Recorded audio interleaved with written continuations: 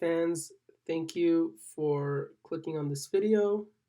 I hope that everyone had a great holiday. Today I wanted to structure my video as I always structure them. I always structure that I go through the games first and then I go through some of the news that are surrounding the Yankees. So for game 1, uh, I wanted to go over first defensive stuff that I liked and disliked, and then I'll go into the offensive stuff that I liked and disliked. So for the defensive things that I liked, in the top of the first, I loved how Volpe went to his glove side and he barehanded the baseball and threw out Pham. That was really cool. He was going towards second base. He picked up the baseball and he threw out Pham. I do like his defense. As we will see literally in a minute, I don't like.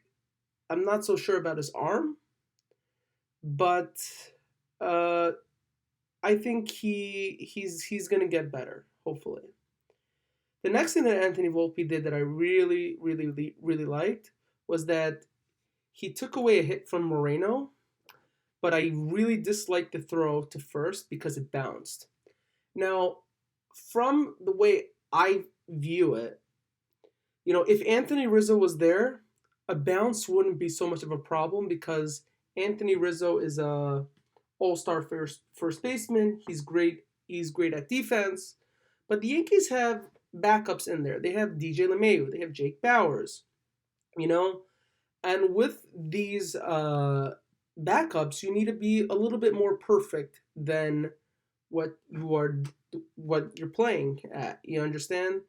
So Anthony Volpe, it's great that you took away a hit, but you gave it back by throwing a ball in the ground in the dirt to DJ LeMahieu.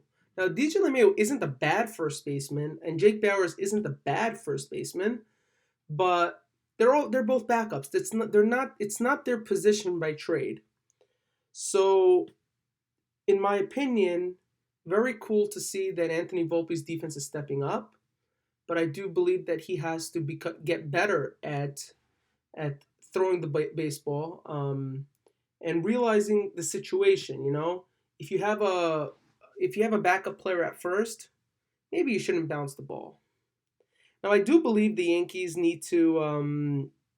uh, need need to work on like hops for whatever reason. Their first basemans, especially since Anthony Rizzo went down, they're just not picking them up.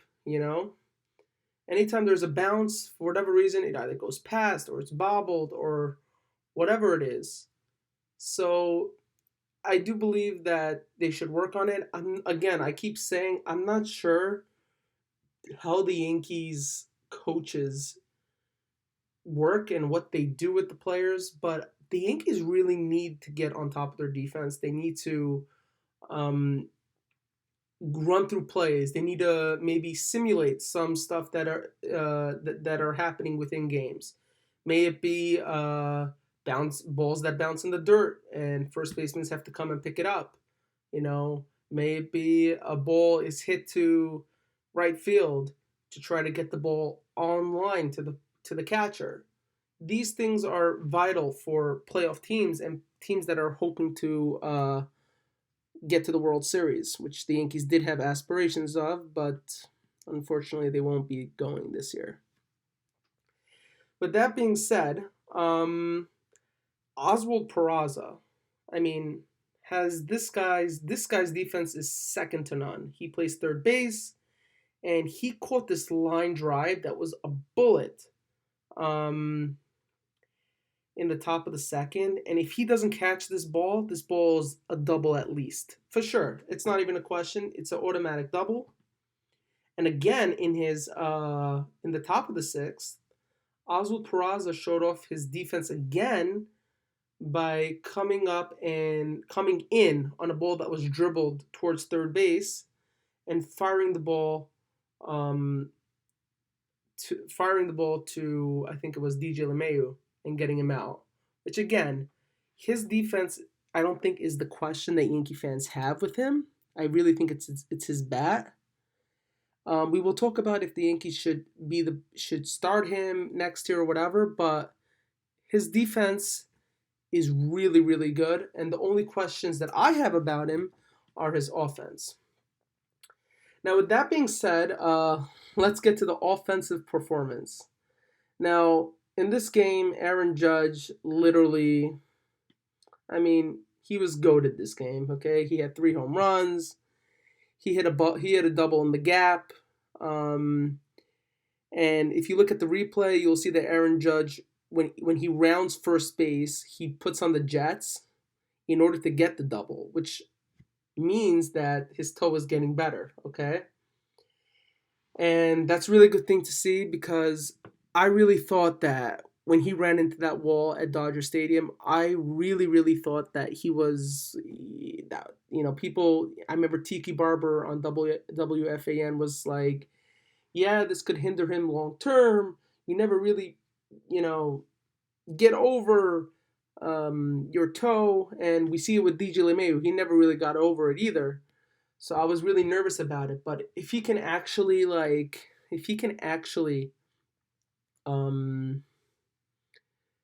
can actually, his toe is totally healed, then the Yankee fans were in good shape with him. And that's really important. In the bottom of the fifth, he hit another homer. And in the seventh, he hit a homer in the bottom of the seventh. So basically, he had 6 ribbies and 3 homers. And I think I saw that one thing I really loved about his swing, there was like a sinker at the bottom of the strike zone, and that literally went with his swing path, and you knew it was gone off the bat. That was really, really cool. I did want to talk about Oswald Peraza. He hit a ball that was at the bottom of the zone, and he also got a double from it. Estevan Florial hit a double off the left field wall. And on that hit, the one thing I really liked about it was that he showed his opposite field power. You know, if you listen to the channel, you know that I really think that the Yankees are going to use him in center field till Jason Dominguez comes back. The Yankees don't like to, have anything extra. So, in my opinion, if the Yankees, anyways, are going to start young guys next year, they're probably going to start Esteban Florial and see what they could do with him. And Esteban Florial is finally getting a chance, and he's not the greatest hitter, but he's doing okay. He's doing okay, and that's really important for the Yankees. Okay, because we need young players. We need to get younger. We need to get quicker. And you know what? He missed the homer by inches. He got a double out of it, but that's okay too. I love to see that he's hitting. Now with this game, the Yankees clinched their 32nd straight winning season, which again means absolutely, positively nothing to me. I don't care that you got your 32nd winning season. We're not making the playoffs, and I was really hoping that we would make the playoffs and we would have a chance at the World Series. But unfortunately, that's not going to happen this year. Okay, so let's go on to game 2. With game number 2, the first thing I want to talk about is with Carlos Rodon. So when I looked at his stats, I was really surprised. I really thought he had a much worse game than he did. Obviously, it wasn't as great as his last outing, and where he was playing against Pittsburgh and he had 10 strikeouts. But I did want to speak about him a little bit more and what happened and what went wrong in this game for him. So, as we all know, 12 pitches in, it was already 2-0 Diamondbacks. And I was saying this, and I was thinking about this. I was like, so what does it take to be a good pitcher in the MLB or in any league? The first thing is you need to have two things working for you. First, you need to have your pitches working, right? For example, if you're throwing a breaking ball, you need the ball to actually break, right? If you're throwing a sweeper, another example, you need the ball to sweep from one side of the plate to the other, right? From left to right or from right to left. Okay? We usually see it more with righties where it goes from right to left, from the right side of the plate to left side of the plate. But that's the first thing you need. And the next thing you need is to fool the hitter, which, to be honest, when I was watching, I didn't really see him fool players. It was 12 pitches in, which means that they were getting good licks off the ball right away. They knew exactly what was coming. They were guessing right, which means that he wasn't getting fooled. And this brought me back to what I said in a previous episode where Austin Wells was, when Austin Wells catches him, he has a really good ERA. And I still think he has a decent ERA when pitching to Austin Wells. I just think that Austin Wells, he's obviously going to learn because he's new to pitching. He's new to catching to Carlos Rodon. But he does need to call a better game, especially in the first inning. He did settle down, though. He did settle down till the 7th, right? He did not allow a runner to score, whatever it was.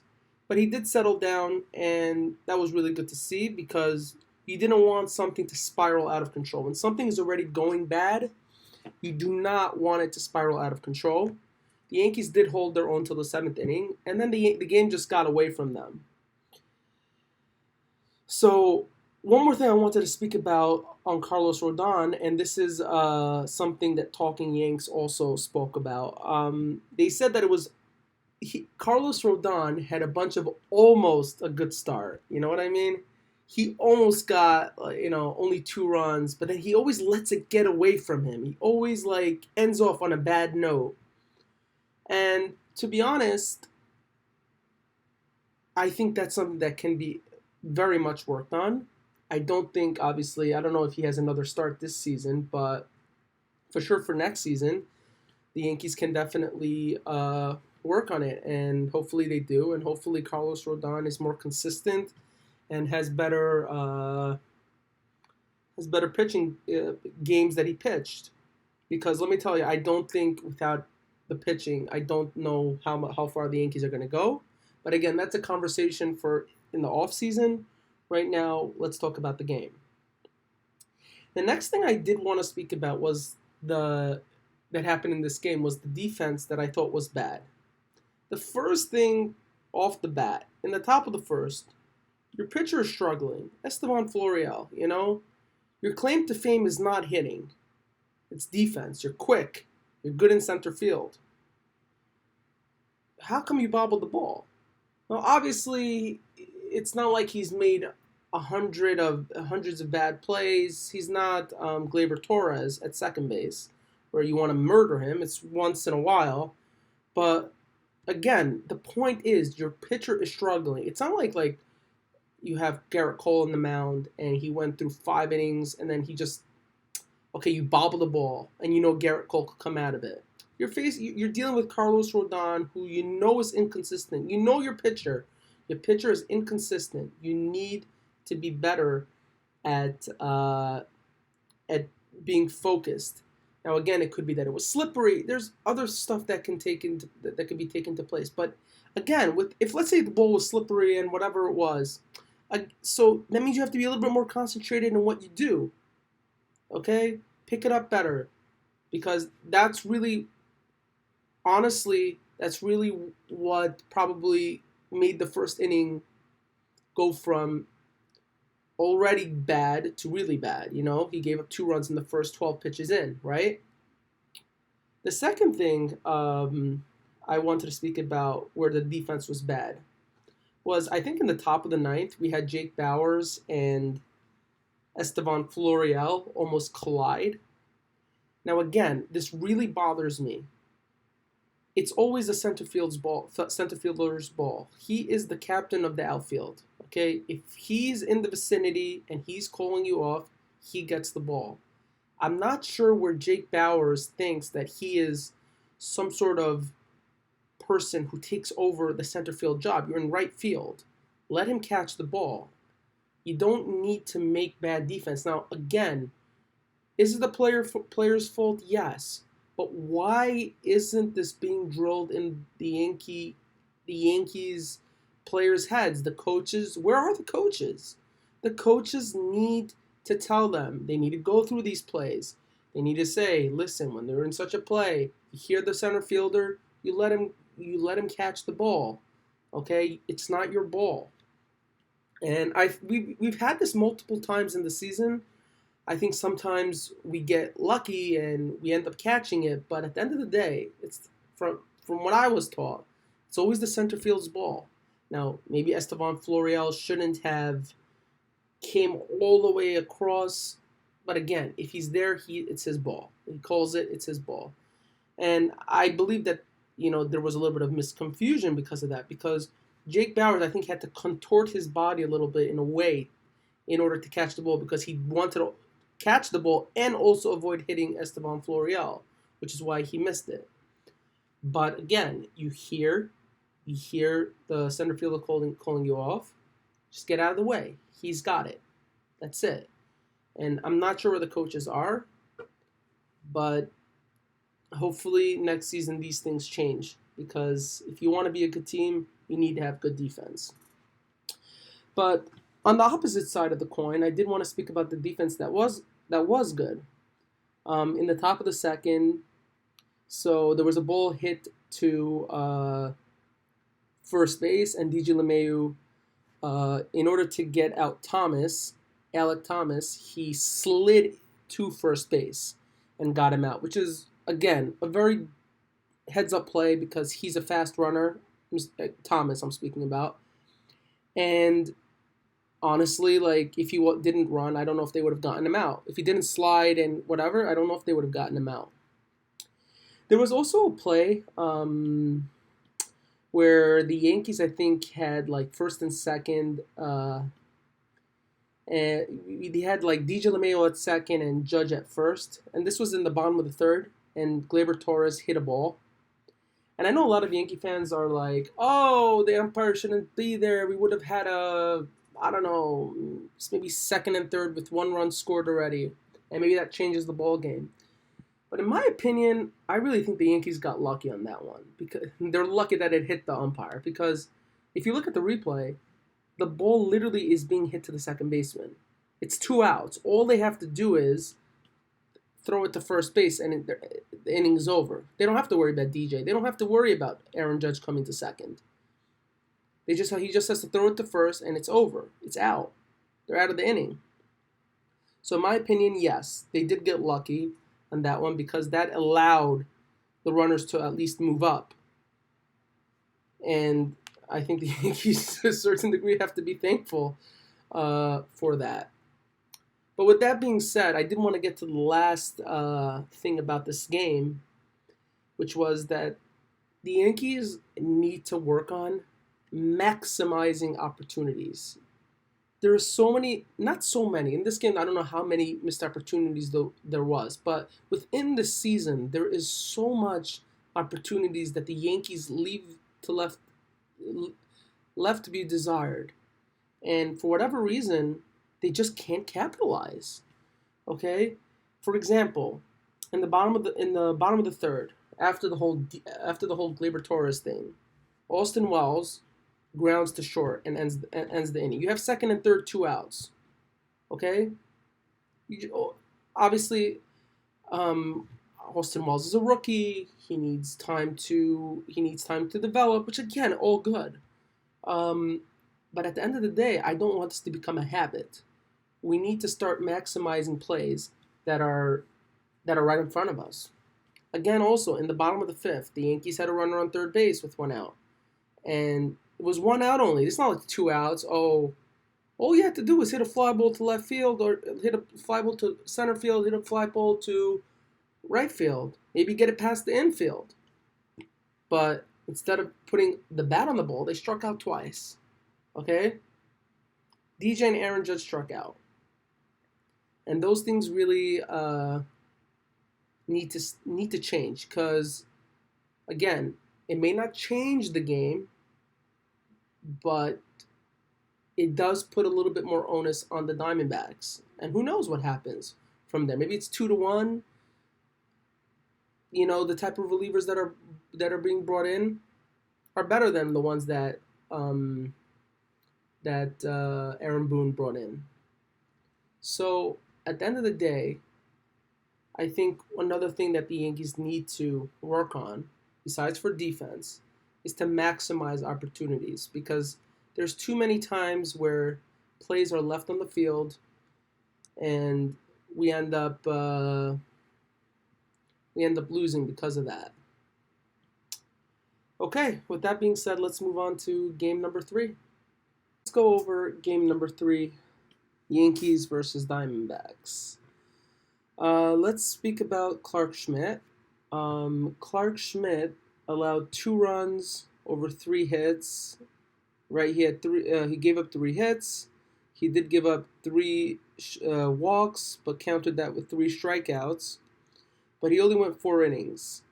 He did only throw 79 pitches, and this was his shortest outing since August 14th, where he gave up like the 8 runs over the 2.1 innings against Atlanta.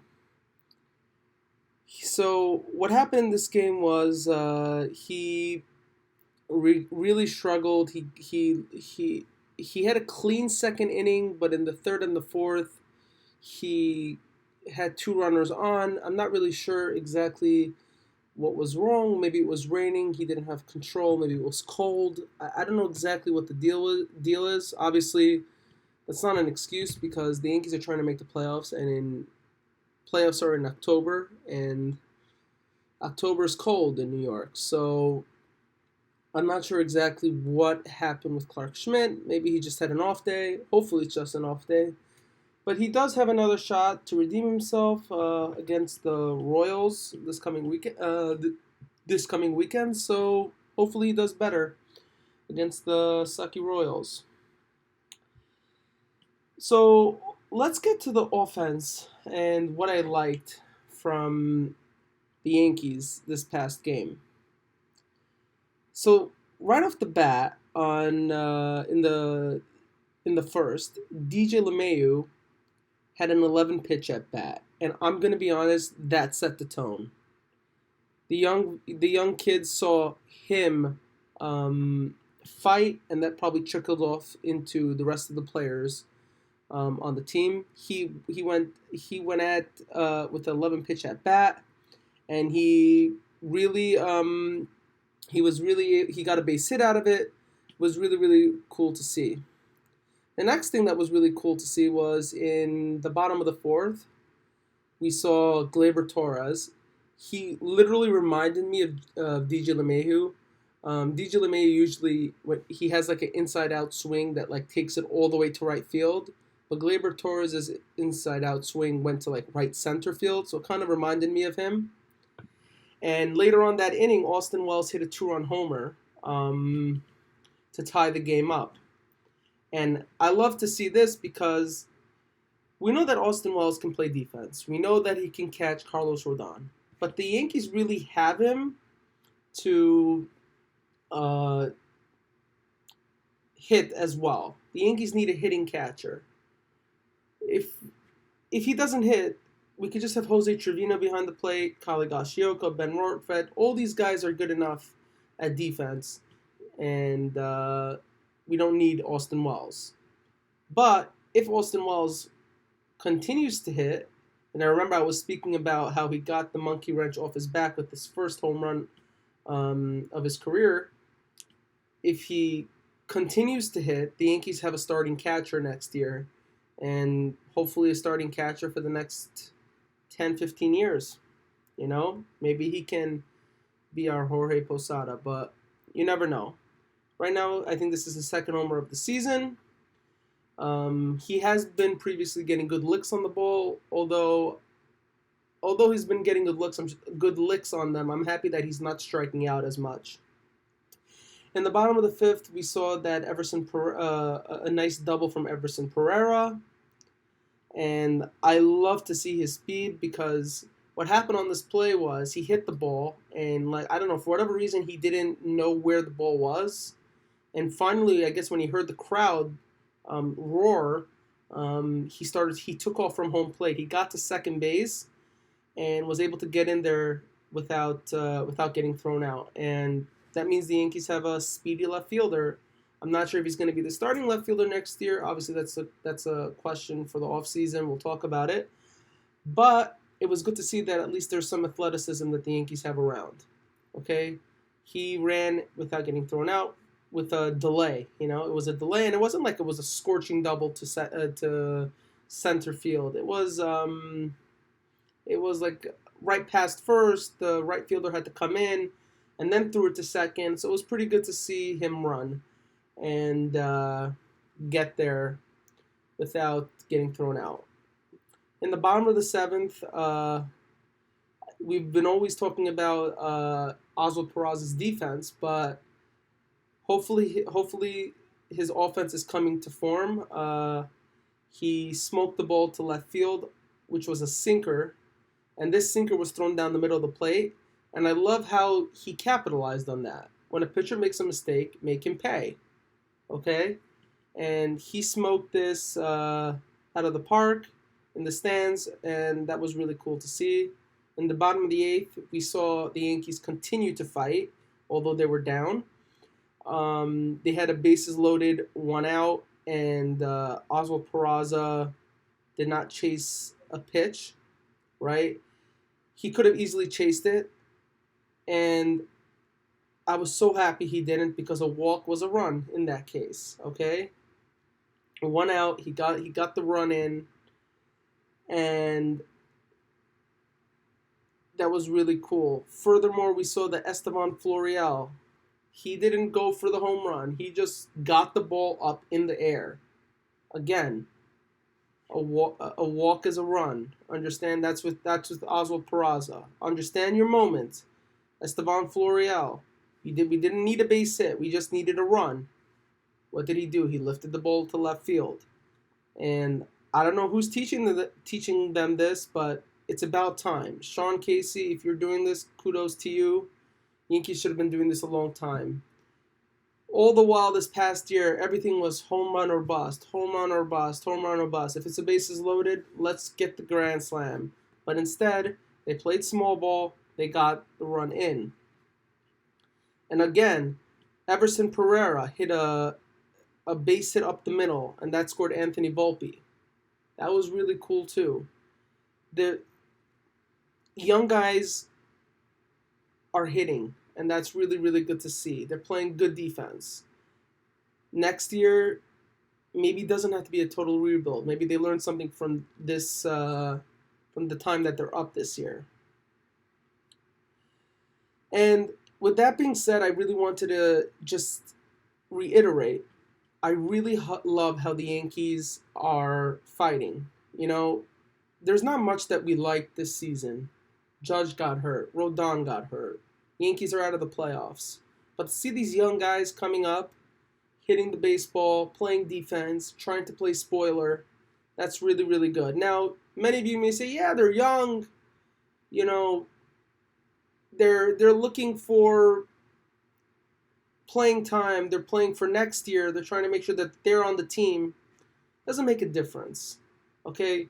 A team can easily give up, but although the Yankees are eliminated from playoffs, and that sucks, they still are fighting, and that's really, really cool to see.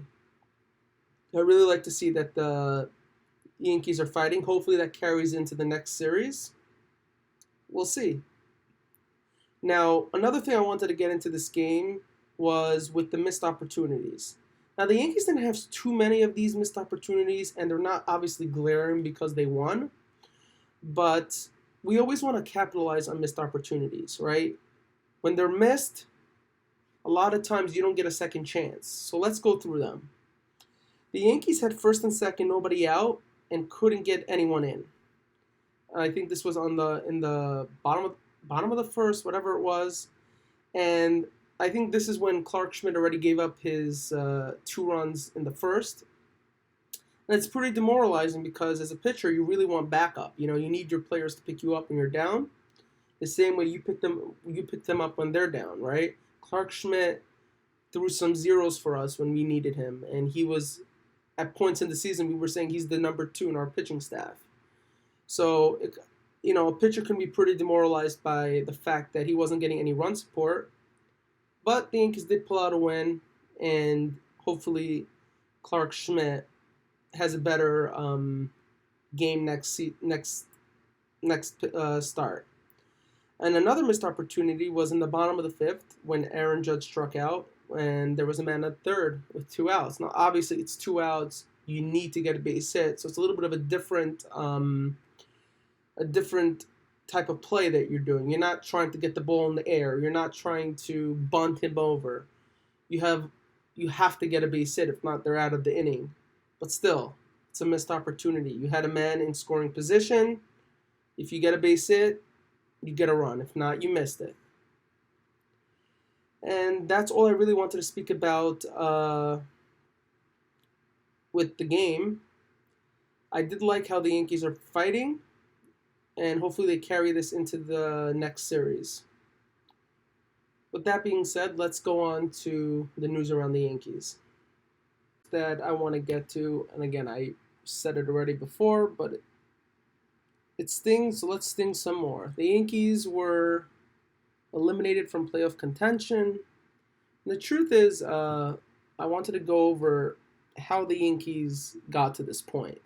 I know Yankees Avenue also did something very similar to this, but what they answered on the podcast, it's also similar to what I'm going to say, but I have a little bit of a different approach that I want to take to this. And the truth is, the reason why I think that the Yankees were eliminated from playoffs this year is because they relied heavily on question marks. Now, this could be due to their analytic department. Whatever it is, they relied heavily on question marks. Think about it. The Yankees relied on Josh Donaldson to be their third baseman. Okay? They relied on a rookie to be Anthony Volpe to be their shortstop. Okay? Now, again, the Yankees needed to go younger, and they weren't going to give up their prospect because they were keeping him around anyway, so you might as well play him. Okay, so that's already 2 things that took place. In the outfield, Aaron Hicks was supposed to help with left and center field, but he also couldn't hit. He couldn't hit the broadside of a barn. Neither could Josh Donaldson, but now they're on their respective teams and they're playing pretty well. And Harrison Bader, they relied on Harrison Bader, who was always injured. They relied on Jake Bowers, who at best is a third string wherever he plays. He doesn't hit. He plays somewhat of good defense, but I don't think, first of all, he definitely wouldn't start on any other team. Maybe the Athletics, but he wouldn't start on most other teams. And I'm not sure why he gets to start always on the Yankees. Not always, but for a lot of this season, they played him. They liked his swing path, whatever it was they liked, all garbage. They also relied on Carlos Rodon, who was also always injured. He was injured in the beginning of the season. With that being said, the Yankees relied too heavily on question marks. And to my opinion, I think that's one of the reasons why Hal Steinbrenner is bringing in an outside source, an outside firm to check this organization top to bottom. I don't know who these people in the analytic department decided it was a normal idea to go and basically have no plan. Just come in and say, okay, he's on our team, nothing we can do. Oh, he's a question mark, he's a question mark, he's a question mark. That's great. That's the way we're gonna play this season. When you have so many question marks, you're never going to win. Okay? Obviously, you can always have that one season where you get lucky, but for the most part, you don't get lucky twice or three times. And to be honest, I think the Yankees already ran out of luck 2 years ago when they were, or a year ago when they basically put out the same team. They had Aaron Hicks. They had Harrison Bader. They had Josh Donaldson. They just said, okay, we're just going to add a starting pitcher. So you came into the year with question marks. You ran out of luck, and this is why we're in this position now. And this is why you were probably forced to bring up the young players earlier than you wanted. Because in my opinion, I don't think if we were in real playoff contention at the start of September, I'll be super honest. I think Harrison Bader would still be on the team. And the Yankees would have never, in their wildest dreams, brought up Jason Dominguez, all these other players. They would have never brought them up. So I guess I like that Hal Steinbrenner is bringing in an outside firm because the Yankees need to be checked. There is something going on within this organization that I don't even think fans understand. And fans can make up the excuse. I don't even think Michael Kay, who's very lenient on the Yankees for the most part, can understand what's going on. And for that reason, I really like that there's an outside firm coming in and checking out the Yankees, because at least going into next year, if the Yankees, I just don't want that there should be so many question marks. Okay, you have maybe two, okay, you can live with. But if you're planning to win a championship, don't plan on having question marks. That's my opinion. Okay, let's get into the next topic. So recently, Aaron Judge did an interview stating that he's very upset with how the Yankees season went, and that he has some changes in mind that he wants to bring up to the organization. With that being said, I just want to say I'm so happy to hear Aaron Judge basically emulate Yankee fans' opinions about how the season went and how he feels. The Yankee fans are pissed. I'm happy to see that he's pissed as well. But the truth is, I don't think Aaron Judge really thought this out completely. And I'll explain to you what I mean in a little bit.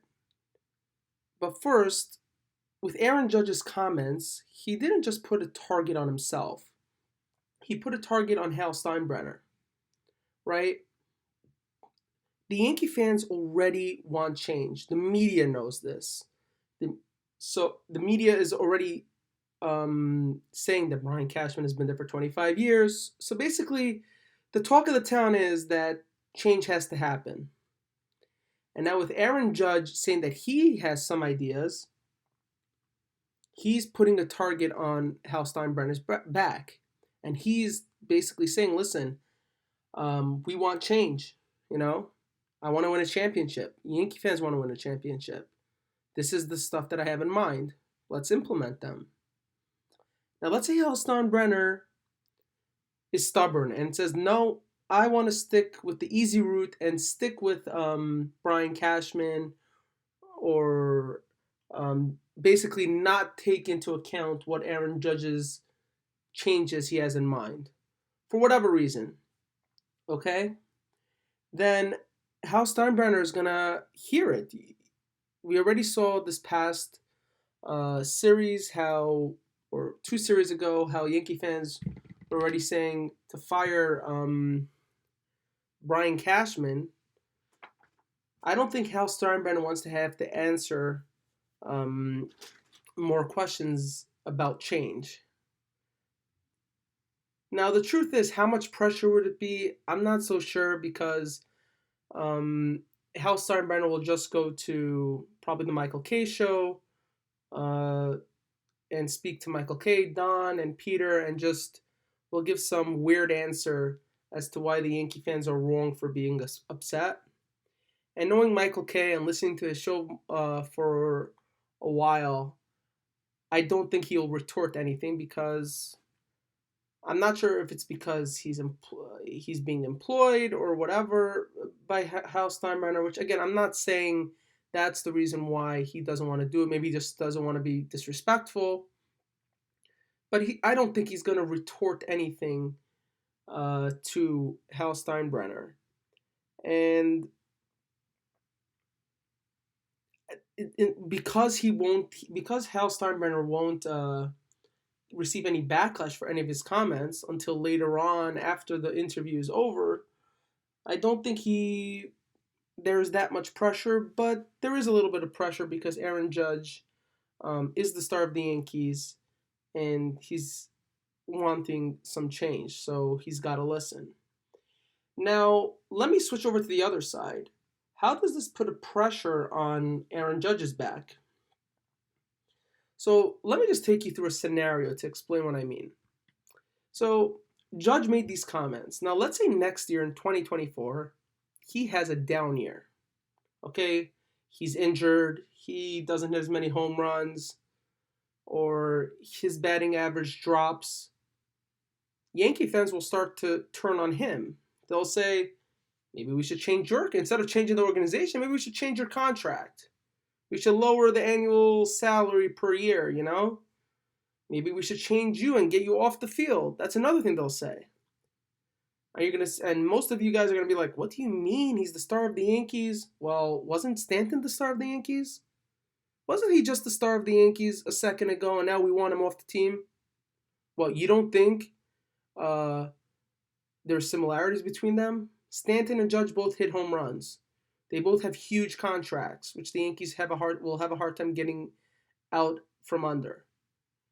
Just like Stanton had a bad year, if Judge has a bad year next year, trust me, Yankee fans will be on his butt and will want explanations, will want to get him off the team. Yankees want him healthy. Yankees want to see him hit another 60 home runs. They don't want to see another injury. Now, with that being said, I really want to go into what I personally believe. Okay? Now, I'm not sure who he's going to speak to because he was very vague on who he wants to speak to. I'm pretty sure that both Hal Steinbrenner and Brian Cashman are going to be in the room while he's talking. So they're both going to receive this message. And at this point, I don't think the Yankees have a lot to answer with, if you know what I mean. Meaning, if the Yankees don't implement his changes and they still suck, do the Yankees really want to hear him ask for a trade? They don't have anybody to replace him. And if they imagine he asks for a trade, right? They have nobody to replace him, and they're going to have to go through a rebuild, right? Because they're bringing up all the young guys. It's going to be a semi-rebuild next year because all the young guys are going to probably be playing, but we'll get to that in another time. But with Aaron Judge now gone, there's probably going to be another rebuild. And imagine trying to sell that to Yankee fans where you were trying to you Brian Cashman were trying to say, we're not here for one championship, we were here for multiple championships. Do you think that's going to fly over well with Yankee fans? We already don't believe you. So what makes you believe that we're going to believe you with what you're going to say now? That you're going to come and make this this is a better rebuild, and don't worry, we're going to win a championship or championships. You know? So I do think that it's going to force the Yankees to listen, which is why I love that Aaron Judge is going to speak to them, because there needs to be change. Something has to change. The only thing I don't want Aaron Judge to have really power over is the personnel decisions. And I'll explain to you why, and why I have the fear of when players decide to get involved in personnel. And this is because I'm not sure how much you're able to evaluate. Great players have a hard time evaluating players. Let's go to the NBA for a second, where LeBron James decided that he wanted Lakers GM to go and pick up Russell Westbrook. How did that turn out? Michael Jordan could never get his organization right because he's a great player. He doesn't have the eyes to see who's a good fit where. You know, if you maybe Aaron Judge has talks about, let's say, analytics, but if he wants to deal with personnel and who to bring in and who not to bring in, I personally don't really want him to get involved in that. I do want the Yankees to change their approach of how to deal with personnel, but I don't want him to be the one to say, oh, I want this player, I want that player, bring me Trout, bring me Soto, bring me Kiermaier. I don't want it. Go through your process. Hopefully your process changes with the people you're bringing in from the outside. Okay? But to have a superstar of that magnitude come and start making decisions for personnel, I'm not really interested in. And I hope you guys understand where I'm coming from. But yeah, that's my take on with Aaron Judge.